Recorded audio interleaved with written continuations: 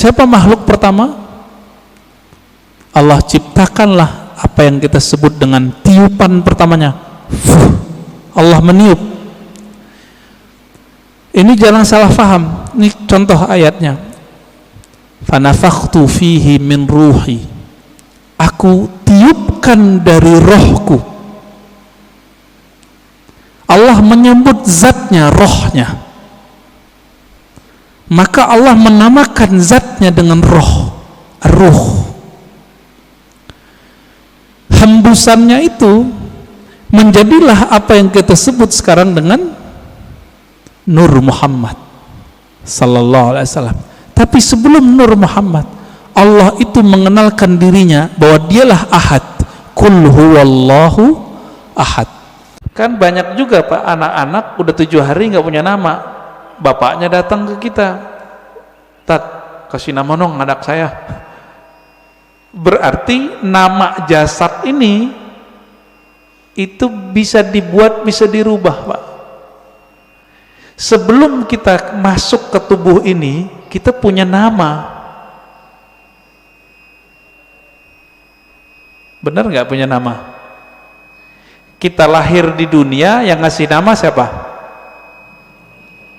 Orang tua, guru. Sebelum kita masuk ke dunia ini, kita di alam ruh. Allah mengatakan, alastu birabbikum, bukankah aku Rabbmu? Allah memanggil kum, kamu. Berarti kita ada nama Pak. Cuma nama ini disimpan di dalam dada Rasulullah Sallallahu Alaihi Wasallam. Kita nggak tahu. Ditanyalah oleh orang Bani Israel, orang ahli kitab, ya Muhammad, apa itu ruh? Turunlah ayat, yas'alunaka anir ruh. Mereka bertanya kepadamu mengenai ruh. Katakanlah ruh itu urusan Allah. Kamu tidak diberi ilmunya kecuali sedikit. Sedikit di situ, wa ma utitum minal ilmi illa qalila. Sedikit menurut siapa? Menurut saya, menurut Nabi, menurut Bani Israel, atau menurut Allah? Imam Muslim yang wafat 261 Hijriah tidak mau nulis hadis kecuali beliau berwudu. Imam Bukhari lebih ketat lagi, nggak mau nulis hadis kecuali beliau sholat dulu 2 rakaat, lalu berzikir, bersolawat, baru nulis.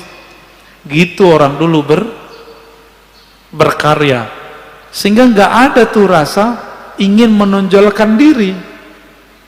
Nabi Adam sudah wafat beribu-ribu tahun, Nabi Musa ketemu. Ini bukti bahwa orang hidup bisa interaksi sama orang mati. Ini dalilnya. Kalau nggak, buang nih hadis. Apa kata Nabi Adam, Nabi Musa? Ini sering saya kisahkan ya. Wahai Adam, engkaukah ini orangnya yang karena engkaulah kami akhirnya terusir tinggal di bumi? Apa jawaban Nabi Adam? Oh, ini ya cucuku yang katanya pinter, bisa bekalam sama Allah, tapi nggak ngerti bahwa sang Adam ini dia hanya mengikuti takdir yang Allah sudah tentukan sebelum Adam dan sebelum Musa dicipta. Itu sebabnya Imam Syarif Sakti mengatakan 1000 setan itu nggak ada apa-apanya dengan 1 nafs jiwa. Atas dasar itulah kalau bulan puasa masih ada orang maksiat meskipun setannya sudah dibelenggu. Jadi kalau banyak orang bertanya, kan setan sudah dibelenggu. Nah, ini berarti doktrin kita salah selama ini. Maksiat itu nggak perlu ada setan. Merusak di bumi nggak perlu ada setan, Pak. Bakat alami dalam tubuh kita itu merusak. Apa kata Imam Junaid di kitab ini? Tadi saya lupa bacain. Wahai anak muda, ya ma'syaras syabab, latihlah jiwamu sebelum tua. Latihlah badanmu sebelum renta, karena nanti kalau badanmu sudah tua, sudah renta, kamu tidak sempat lagi mengikuti jalur-jalur ulama salafus saleh seperti saya ini. Itu Junaid tiap malam nggak bisa tidur, tahajud mulu, dia nggak bisa tidur. Kalau tidur, di kemudian menghukum dirinya, nggak berlebihan, itu biasa untuk Junaid. Berzikir latihan untuk mengosongkan dunia dari kolbu. Karena kebahagiaan kita setiap kali kita mampu mengosongkan selain Allah dalam kolbu. Kolbu itu bahagianya cuma dengan Allah. Ala bidzikrillah tatmainnul qulub. Jika masuk selain Allah, dia kolbu gelisah. Masuk titik baru lagi, digelisah, bergelisah, begitulah terus. Maka setiap kali orang mampu mengeluarkan noda hitam di kolbunya, ini bahasanya agak vulgar, rasanya mirip seperti orgasme. Inilah yang bikin candu dalam riyadhah. Inilah yang bikin candu dalam khalwat. Inilah yang membuat ahli zikir tidak meninggalkan zikirnya, yang membuat ahli khalwat tidak mau meninggalkan mihrabnya. Ini ada hadis yang paling kenceng ya, paling dahsyat ini. Kata Nabi, masalul ladzi yadhkur rabbahu wal ladzi la yadhkur rabbahu kamasalil hayy wal mayyit. Hadis ini riwayat Imam Bukhari ya, dalam kitab doa. Perumpamaan orang yang zikir dengan tidak zikir itu sama dengan orang hidup dan mati. Gimana?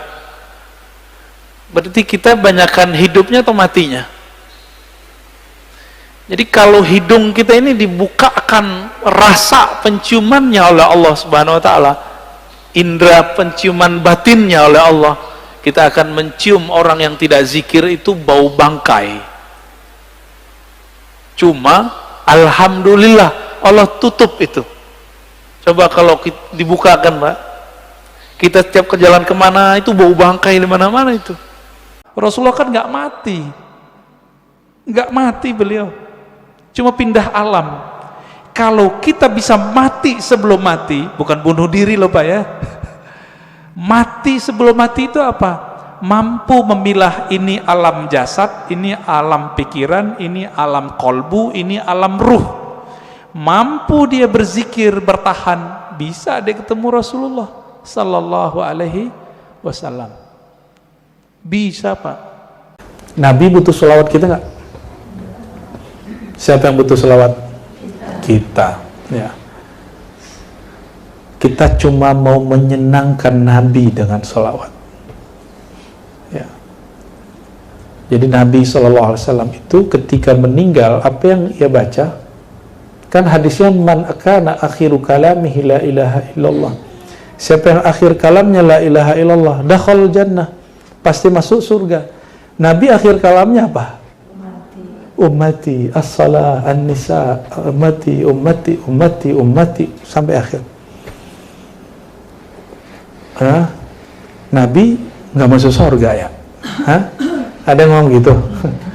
Nabi nggak sempurna ya? Karena Nabi nggak ngomong la ilaha, begitu. Begitu cara memahaminya. Nggak begitu. Nabi itu wafat dalam sir Rahman Rahimnya Allah, maka beliau mengatakan ummati, sudah bersama yang kita baca la ilaha illallah ya.